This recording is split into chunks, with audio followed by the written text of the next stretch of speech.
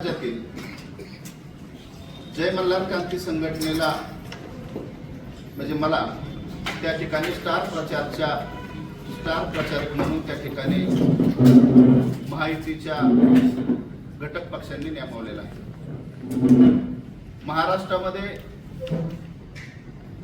जय मल्हार क्रांती संघटनेचे प्रभावी निर्णायक मतदान 51 मतदारसंघामध्ये आहे। कोल्हापूर जिल्हा असेल, सांगली जिल्हा असेल, सातारा जिल्हा असेल, सोलापूर असेल, लातूर असेल, उस्मानाबाद असेल, पुणे असेल, नगर असेल, ही अशा याच्यामध्ये 51 मतदारसंघ आपले या ठिकाणी आहेत। आणि त्या ठिकाणी आपण प्रत्येक तालुक्यामध्ये आपण आता सभा केलेल्या आहे। रामोशी बिडर वेरड समाज व सर्व बहुजन समाज एकत्र करून आपण त्या ठिकाणी महायुतीच्या पाठीमागे उभं केलेलं आहे। आता जी माझी कर्मभूमी आहे या ठिकाणी शिरूर हवेलीमध्ये आपण आज एक रॅलीचं नियोजन आपण केलेलं आहे, जे शिरूर शहरामध्ये आपण प्रत्येक घरोघरी आपण त्या ठिकाणी जाऊन आपण राष्ट्रवादीचे उमेदवार माऊली कटके यांच्याकरता आपण त्या ठिकाणी मतदान मागणार आहे। आज छत्रपती शिवाजी महाराजांच्या पुतळ्यापासून हार घालून आपण गोपाळवस्ती आणि तिथून सुरुवात करून पूर्ण शिरूर शहरामध्ये आपण प्रत्येक ठिकाणी जाणार आहे। यामध्ये शिरूर हवेलीच्या या मतदारसंघामध्ये 34 कास्ट म्हणजे 34 जातीचे लोक एकत्र आलेले आहेत। त्यामध्ये थोरला भाऊ म्हणून मोठा भाऊ बहुजन समाजाचा मोठा भाऊ म्हणून मराठा समाज त्या ठिकाणी घेतलेला आहे आणि आमचे सर्व 18 पगड ज्या जाती आहेत ह्या त्यांच्या नेतृत्वाखाली आपण काम करत आहे। बहुजन समाजाचं जे गोरगरीब बहुजन समाज आहे ह्या समाजावरती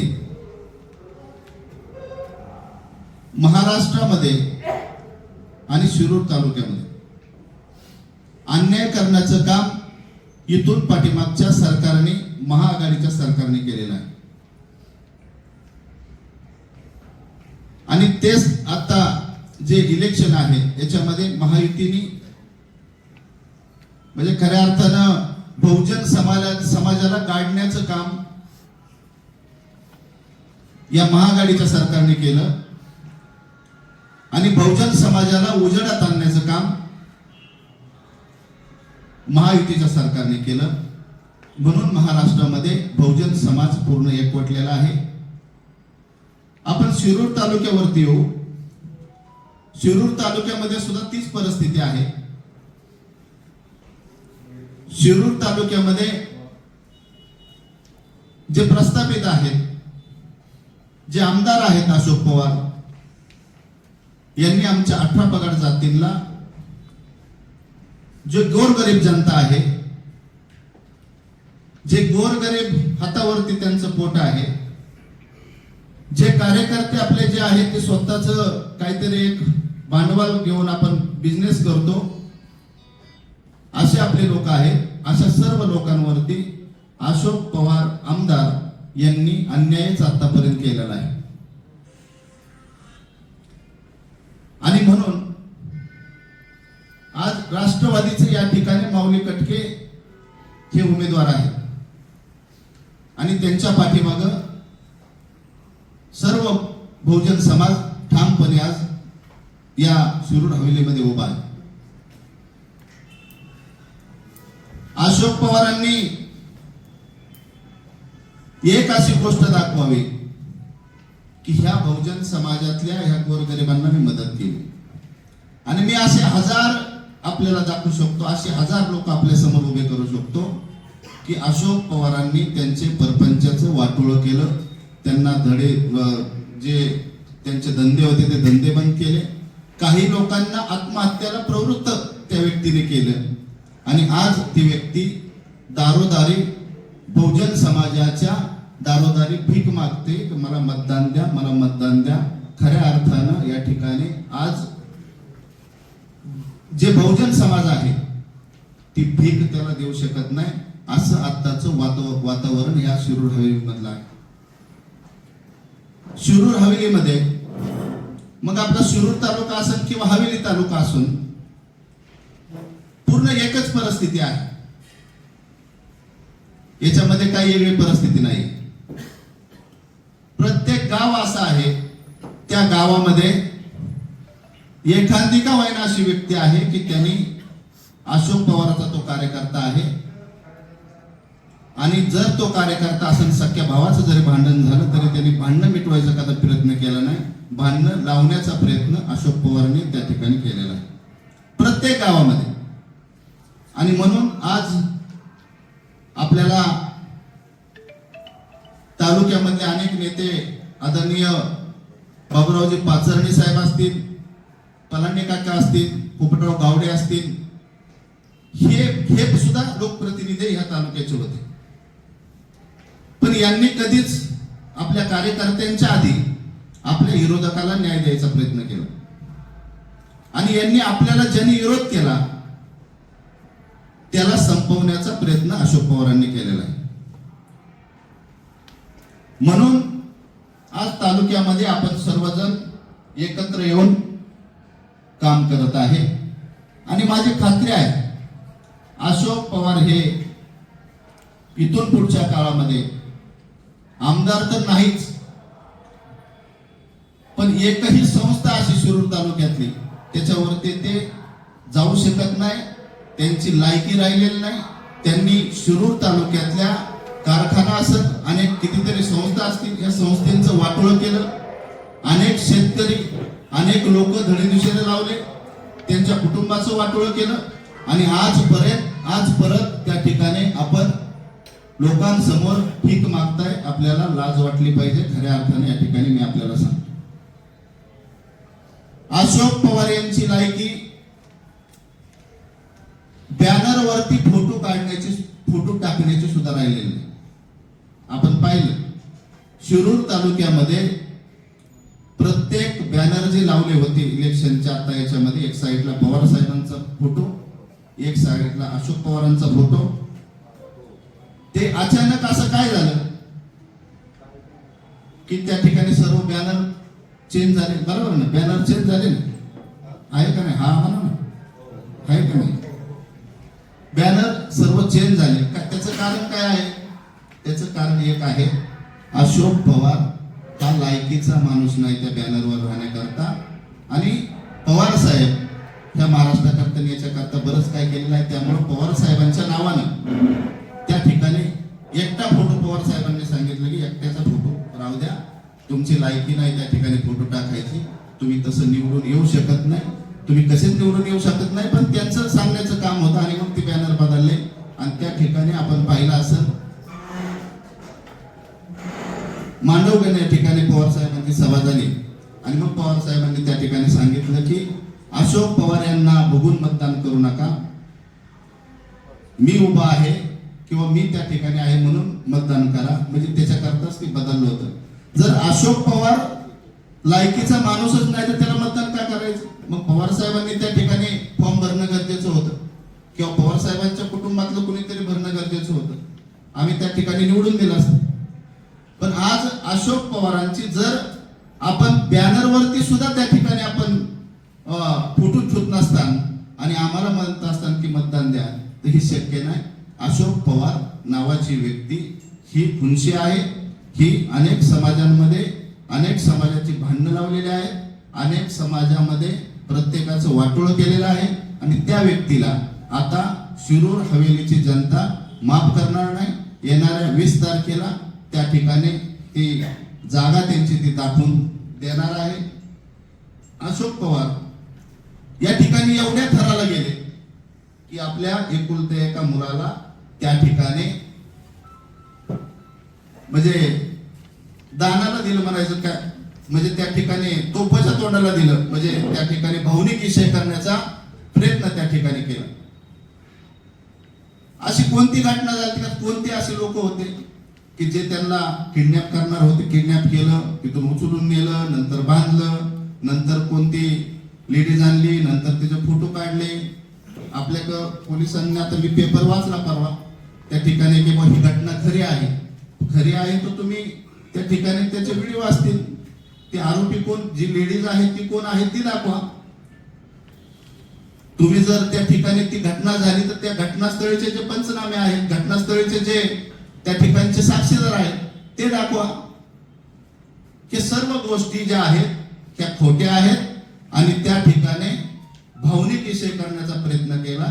आणि भावनिक विषय करण्यामध्ये सुद्धा बहुजन समाजातली, गरीब कुटुंबातली, धनगर समाजाचा मुलगा, चर्मकार समाजाचा मुलगा, कुंभार समाजाचा मुलगा त्या ठिकाणी दानाला दिली, त्यांचं कुटुंब बर्बाद केलं, असं या ठिकाणी माझं त्यांच्यावरती आरोप आहे.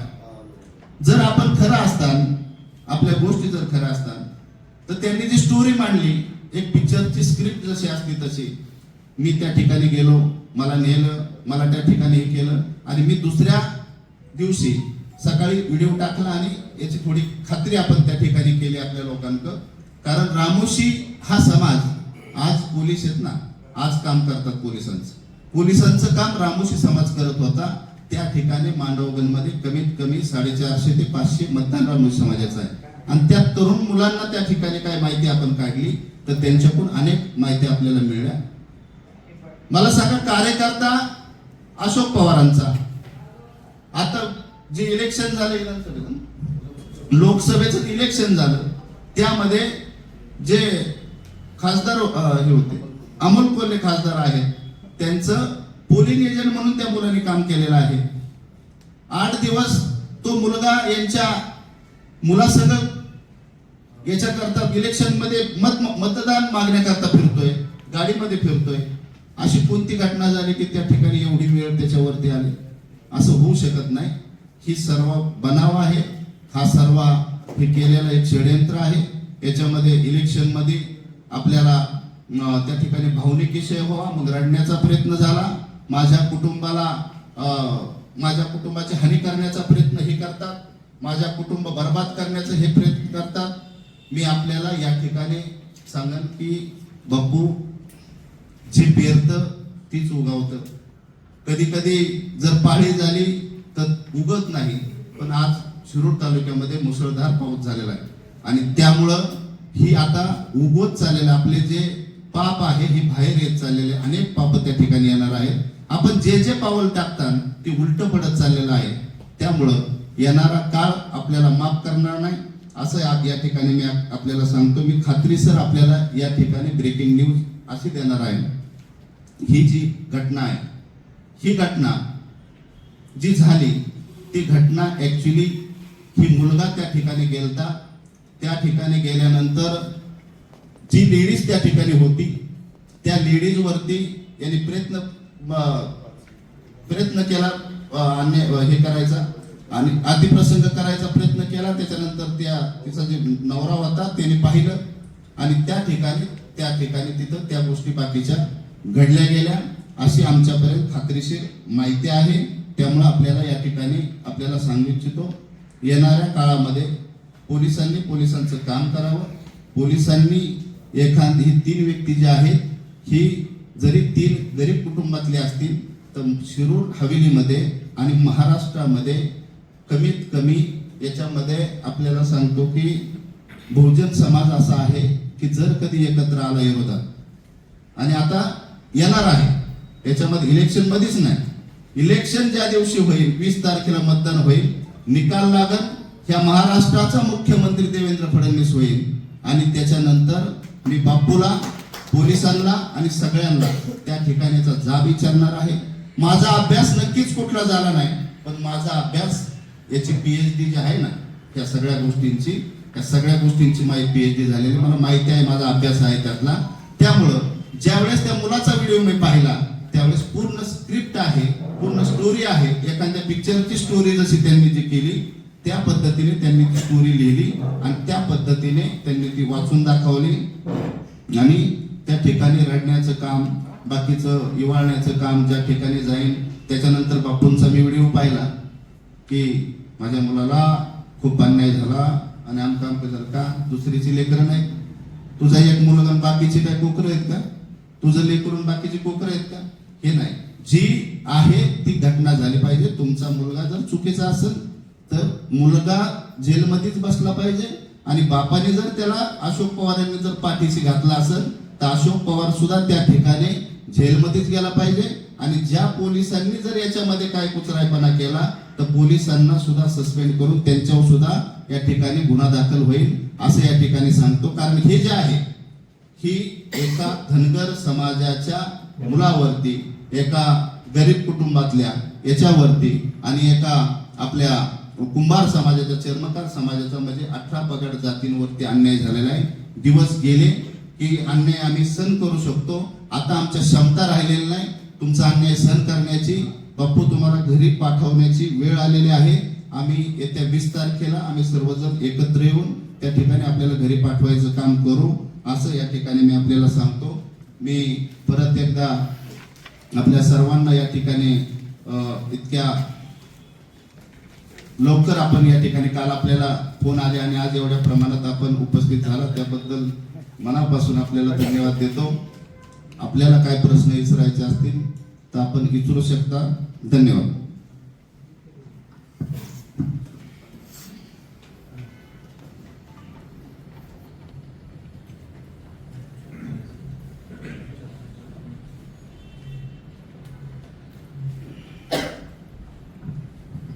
आणि सत्यता जी मी व्हिडिओ मध्ये मांडली होती, आपल्याकडे व्हिडिओ आला का नाही माहित नाही, पण त्याच्यानंतर परवा एक व्हिडिओ आला जी मी मांडलं होतं. तो व्हिडिओ जे हे केलं की खोटा आहे आणि परवाचा एक व्हिडिओ आला त्याच्यामध्ये आपण पाहिला असेल, पत्रकार तर पहिले त्याच्यामध्ये पाहत असतात, तर आपण पाहिला असेल, शोधला असेल त्यात काय नेमकं एडिट आहे का काय. तसलं काही नाही. त्या गरिबांना काय कळायचं, धनगर समाजाचे गरीब कुटुंबातले लोक आहेत, एडिट वगैरे काय नाही. एकदम म्हणजे त्या ठिकाणी आतमध्ये मारलेला आवाज येतोय, त्याचे लोक मारतात.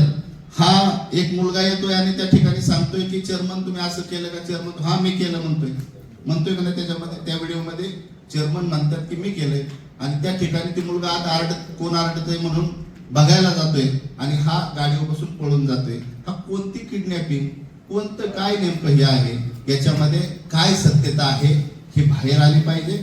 आणि आता हे इलेक्शन मध्ये बाहेर येईल नाही येईल, बाप्पू मोठे आहेत, बाप्पूंचे नेते मोठे आहेत, पण खऱ्या अर्थानं आता आम्ही त्याच्यावरती जादा जाणार नाही.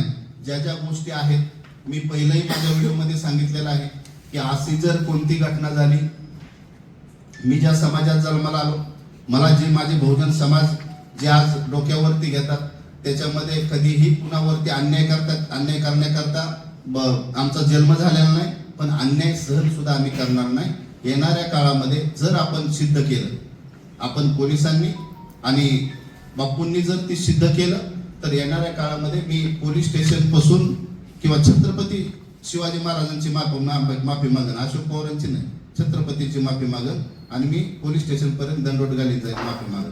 पण मला खात्रीशीर माहिती आहे की हे षडयंत्र आहे आणि हे बेबनाव आहे आणि याच्यामध्ये बापूंनी त्या ठिकाणी वकील असल्यामुळं एक स्टोरी त्या ठिकाणी तयार करून आपल्या बहुजन समाजाची गरीब मुलं त्या ठिकाणी लटकवलेली आहेत. या प्रकरणावरती वैयक्तिक तुमची काय मागणी आहे? माझी मागणी अशी आहे की ह्या प्रकरणामध्ये जर तो मुलगा दोषी असेल, त्याच्यामध्ये जे आरोपी आता केलेले आहेत ते दोषी असतील तर 100% त्यांना शासन झालं पाहिजे.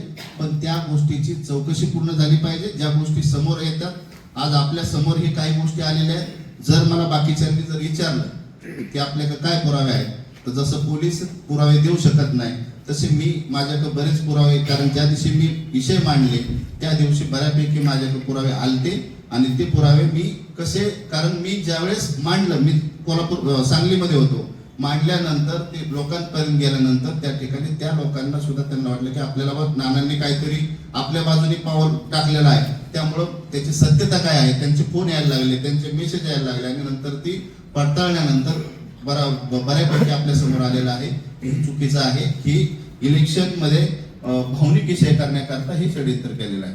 त्या प्रकरणाच्या आधी एक लाल गाडी फिरत होती त्या भागामध्ये, त्या बाबतीत काय का माहिती नाही मिळाली नक्की कोणाची? नाही, त्याच्यामध्ये आता इलेक्शन आहे, त्याच्यामध्ये बाकीचं काय आहे हे नाही सांगता येतं. कारण शिरूरमध्ये मी आता म्हणजे आजच म्हणजे काल औसा मतदारसंघामध्ये लातूरला होतो. लाल गाडी म्हणजे एसटी नव्हती ना?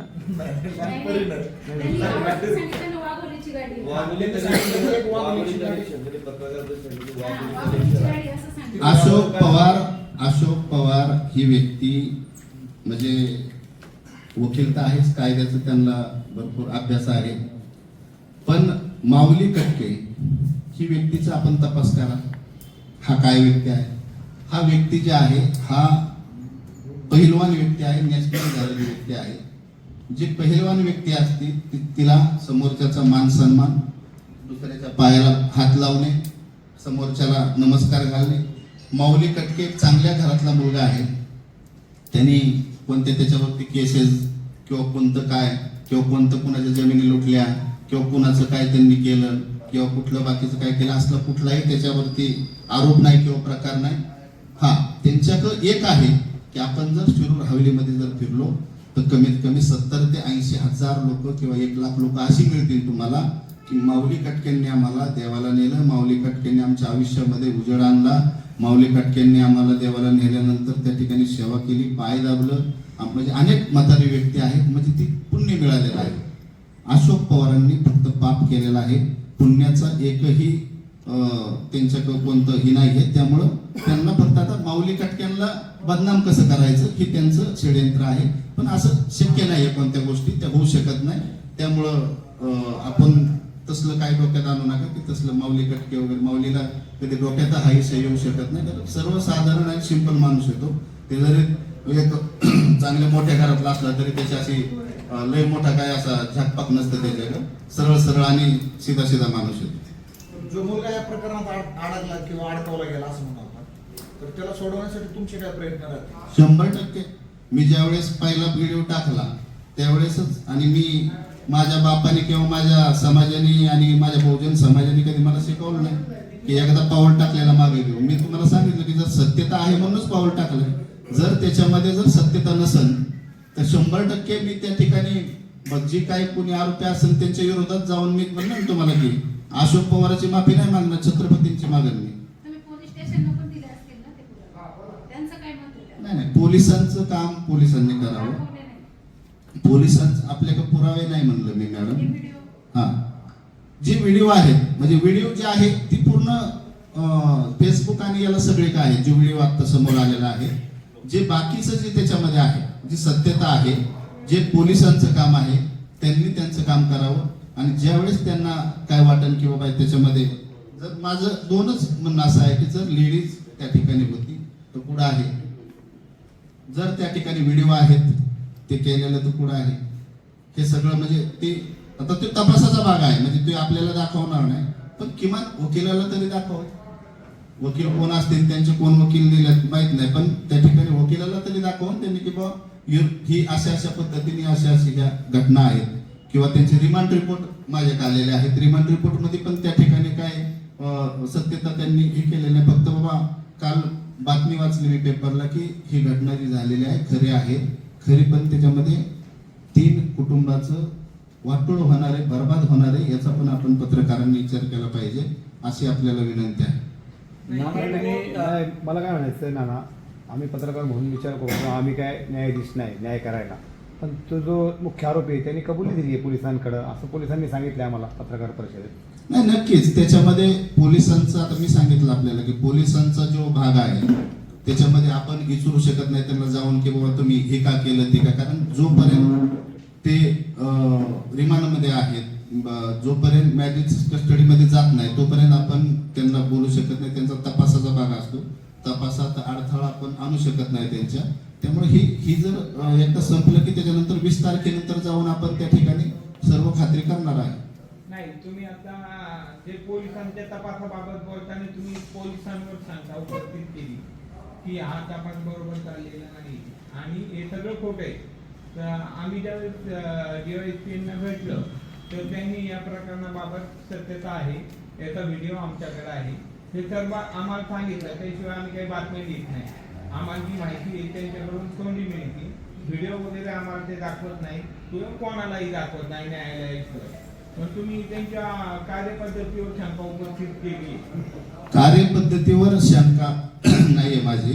जो व्हिडिओ समोर आला आत्ताचा, जो 2 नंबरचा व्हिडिओ म्हणजे जो समोर आला ते सगळ्या फेसबुक आणि याला आहे, त्याच्यातून आपल्याला काय दिसतंय? नाही, त्या व्हिडिओमध्ये आता मी पाहिलं तेव्हा आता म्हणते आज काय घडलंय, आज काय केले त्यांनी. आता मी एक व्हिडिओ पाहिलाय. हा, म्हणजे त्याच्यामध्ये चेअरमन आज तुम्ही काय केलं? त्यांनी तुम्हाला माहिती आहे का असं तो म्हणतोय. तो असं मी काय केले हे नाही म्हणत, आज काय केले त्यांनी. हा आणि त्या ठिकाणून तो मुलगा आत पळत गेलाय आणि तिथून जे अशोक पवारांचे चिरंजीव आहेत तिथून ते मोटरसायकलीवरती निघून गेले. बरोबर. म्हणजे ही जी आहे याची सत्यता जी आहे, याची सत्यता समोर अशी येते आपल्या की ही जी घटना आहे, ही घटना ऍक्च्युली घडली कोणासंग? ही अशोक पवारांच्या मुलासंग घटना घडली. तर तो असा इतका कसा काय होता आणि त्यावेळेस त्या याच्यामध्ये जे दिसतंय ते सगळं, ते चित्र खूप वेगळं आहे. असं नाही की मग ते एडिट केलंय किंवा ते कुठंतरी हे करून आणलंय, असं पण नाही झालेलं. त्यामुळे त्या याच्यातून जर आपण तपासलं सगळं तर ही पाठीमागचं जे केलेलं आहे हे सगळं खोटं आहे असं आपल्याला वाटतं. ना तुम्ही महायुतीचे स्टार प्रचारक आहात आणि महाराष्ट्रभर तुमचे दौरे होत आहेत आणि शिरूर तालुका ही तुमची कर्मभूमी आहे आणि सध्याचे जे उमेदवार आहेत अशोक पवार बऱ्याच गावामध्ये पदयात्रा करतात आणि बऱ्याचशा गावामध्ये तालुक्यामध्ये त्यांच्या म्हणजे गावबंदी केलेली आहे किंवा त्यांना निषेध नोंदवत आहेत. या गोष्टीकडे तुम्ही कशा पद्धतीने पाहताय? नाही, खरं आहे ते. आणि लोकशाही आहे, त्याच्यामध्ये लोकशाहीमध्ये ह्या सर्व गोष्टी होणं गरजेचं आहे. जर लोकप्रतिनिधी जर चुकीचा असेल, लोकप्रतिनिधी जर चुकीचं काम करत असेल तर नक्कीच त्याला गावामध्ये यायला बंदी केली पाहिजे. कारण लोकशाही आहे याच्यामध्ये. ठीक आहे, आता समजा बोलेगावला काही लोकांनी हे केली, पण तसं ठराव घेतला ग्रामस्थांचा, मला वाटतंय माझ्या माहितीप्रमाणे ठराव घेऊन त्या ठिकाणी त्यांना येण्याकरता बंदी केली. तुम्ही म्हटलं की आता की बहुजन समाजावर महाविकास आघाडीने अन्याय केले. महाविकास आघाडीपर्यंत आतापर्यंत म्हणजे 1 वर्ष 1.25 वर्षापर्यंत अजितदादा पवारही महाविकास आघाडी बरोबरच होते. आज तुमच्या पक्षात आहे. मग त्यांनी महाविकास आघाडीवर अन्याय आणि त्यांनी बहुजनांवर अन्याय आणि बहुजनांना गाडण्याचं काम केलंय असं पण तुमचं मत आहे ना. पण ते पण त्याचे नेतेच होते ना महाविकास आघाडी. आज अजितदादा पवारांचं आपल्या सगळ्यांना रेकॉर्ड माहिती आहे. किती व्यक्ती कशी आहेत, रोखोक व्यक्ती आहे. जर त्यांच्याकडे एखादं काम केलं तर ते काम करणारे व्यक्ती आहे. त्यांनी जर एखादं काम हातात घेतलं तर ते काम करणारी व्यक्ती आहे. आपण अजितदादा पवार यांना आपण बोलत नाही. याच्यामध्ये अजितदादा इकडे आल्यानंतरही काम केलेलं आहे आणि ज्यावेळेस तिकडे होते त्यावेळेस पण काम केलेलं आहे. पण त्या ठिकाणी जे सरकार होतं, अजितदादांच्या बरोबर जे सरकार होतं, ती सरकार चुकीचं होतं. आणि त्या याच्यामध्ये आपली जेवढी कामं गेली, म्हणजे साधारण आपल्याला या ठिकाणी आद्य क्रांती राजीव माजी नाही त्यांची सरकारी जयंती करायची होती, तर त्या ठिकाणी 70 वर्ष का लागले? जर चुकीचं नाही तर 70 वर्ष तर काँग्रेस सरकार हेच सरकार आहे. तर जर तेच जर होते तर त्या ठिकाणी का लागले नाही? देवेंद्र फडणवीस जर मुख्यमंत्री झाल्यानंतर 7 दिवसामध्ये त्यांनी केलं. उमाजी नायकांचं सरकारी तिकीट असेल, धडा असेल, बाकीचं आता महामंडळ असेल, अनेक महामंडळ यांनी केली. यांनी का नाही केलं? आता जवळजवळ 4 ते 5 महामंडळ म्हणजे रामोशी समाजाकरता, कुंभार समाजाकरता, चर्मकार समाजाकरता किंवा लिंगायत समाजाकरता, वडार समाजाकरता, नाभिक समाजाकरता हे सर्व महामंडळ केले. अनेक म्हणजे भटके मुक्तांकरता त्या ठिकाणी केलेले. मातंग समाजाचं महामंडळ बंद पडलं होतं त्या काळामध्ये. आज ती महामंडळ सुद्धा त्या ठिकाणी वेगळ्या ट्रॅकवरती आणून चांगली ताकद त्या याला दिलेली आहे. त्या ठिकाणी लहुजी वस्ताचं स्मारक पुण्यामध्ये आहे. त्या ठिकाणी अनेक वर्ष मातक समाजाची त्या ठिकाणी मागण्या होत्या की लहुजी वस्ताद साळवींचं त्या ठिकाणी क्रांतीवीर लहुजी वस्ताद साळवींचं त्या ठिकाणी स्मारक व्हावं. त्या ठिकाणी कधीही यांच्या डोक्यात आलं नाही, कधीही यांनी काय केलं नाही. त्या ठिकाणी महायुती सरकार आल्यानंतर मग देवेंद्रजी असतील, शिंदेसाहेब असतील, अजितदादा असेल त्या ठिकाणी आता मला वाटतंय जागा पण त्या ठिकाणी अलॉटमेंट केली आणि 20 कोटीपेक्षा जादा निधी त्या ठिकाणी स्मारकाकरता दिलेला आहे. म्हणजे अनेक अशा गोष्टी आहेत, अनेक असे हे आहेत. आज महामंडळ उमाजी नाईकांचं महामंडळ झालं, त्याच्यावरती मला त्या ठिकाणी संधी दिली. याच्यानंतर म्हणजे आजपर्यंत पहिली अशी व्यक्ती रामोशी समाजामध्ये असेल की त्या ठिकाणी त्या पदावरती आज मला घेतलेला आहे. आज घटक पक्षामध्ये आपण पाहत आहे की समोरची आता प्रत्येक जाती धर्मातला व्यक्ती काही एकाच पक्षापाठीमागे नसतो. तर प्रत्येक जर उमाजी नाईक जर यांनी माहितीने जर उमाजी नाईकांचा फोटो जर टाकला, लवजी वस्तादांचा टाकला किंवा बाकीचा जर टाकला तर त्यांनी पण टाकला पाहिजे. पण त्यांच्याकडे ती परिस्थिती नाही. त्यांनी कधी बहुजन समाज आणि हे जे बाकीचे समाज आहे यांना कधी जवळच घेतलं नाही. यांचा फक्त फायदा करून घेतला. इलेक्शन आलं की त्या याच्यापुरता फक्त वापर करून घेतला. त्यात असं वाटतं का हळूहळू वंचित हे नाव निघून जाईल तुमच्या पुढे? 100% आता त्या ट्रॅकवर आहे.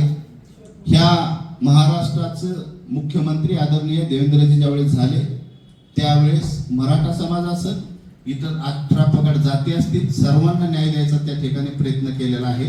येणाऱ्या काळामध्ये आपल्याला आता सर्वे आपल्या याचा आलेला आहे. सर्वेमध्ये आपण पाहिले की त्या ठिकाणी महायुतीचं सरकार परत बसतंय आणि महायुतीचं सरकार जर बसलं त्या ठिकाणी जर सर्वेमध्ये येत असेल तर देवेंद्र फडणवीस त्या ठिकाणी मुख्यमंत्री होणार आहेत आणि येणारा काळ ह्या सर्व 18 पगड जातींकरता खूप चांगला काळ असणार आहे. एक मिनिट. कारखान्याचं एक पत्र फिरतंय व्हॉट्सअपवर, सोशल मीडियावर की आजपासून कामगारांनी कारखान्यावर गाळप सुरू करण्यासाठी रुजू व्हावं. याबाबत तुमचं काय म्हणणं आहे?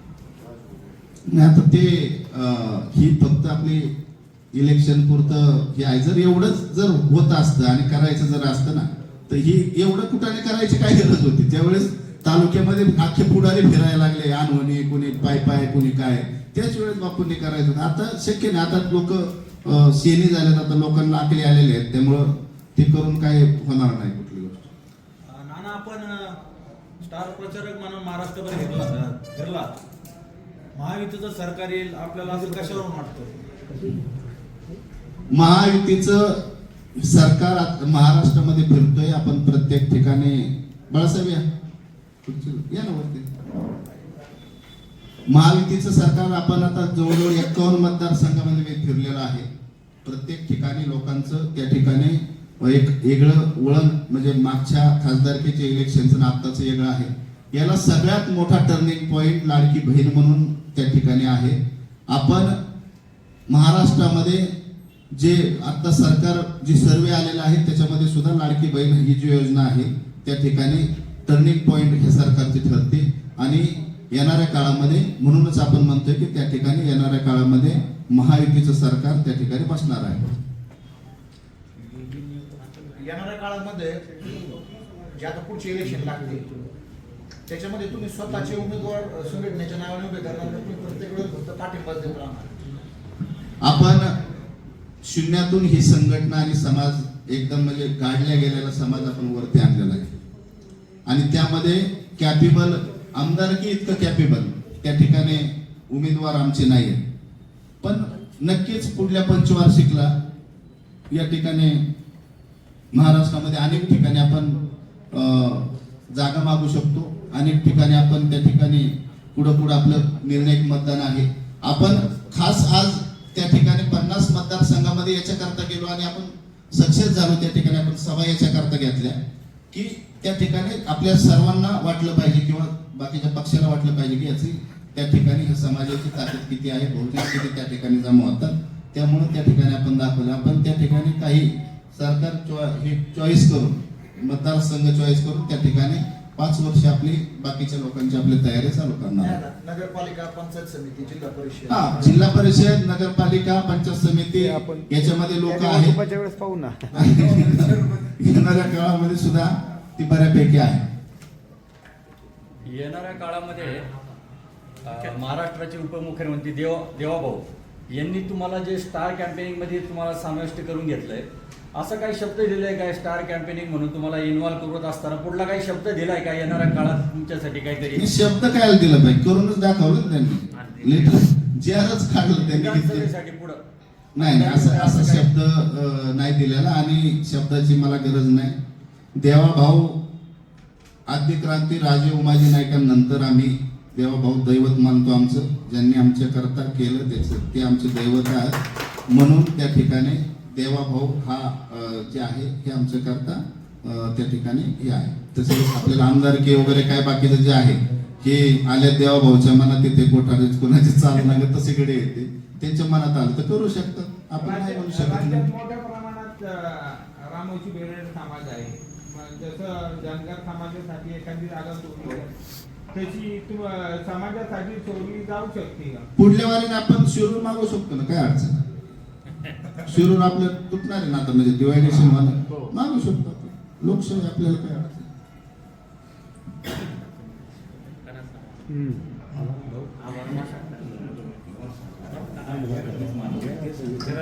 पहिलं एक असा विषय आहे की एखादा आमदार सुद्धा लवजी वस्ताद असतील, उमाजी नाईक असतील, यांच्या जयंतीला जात नव्हते, त्यांना अभिवादन करीत नव्हते.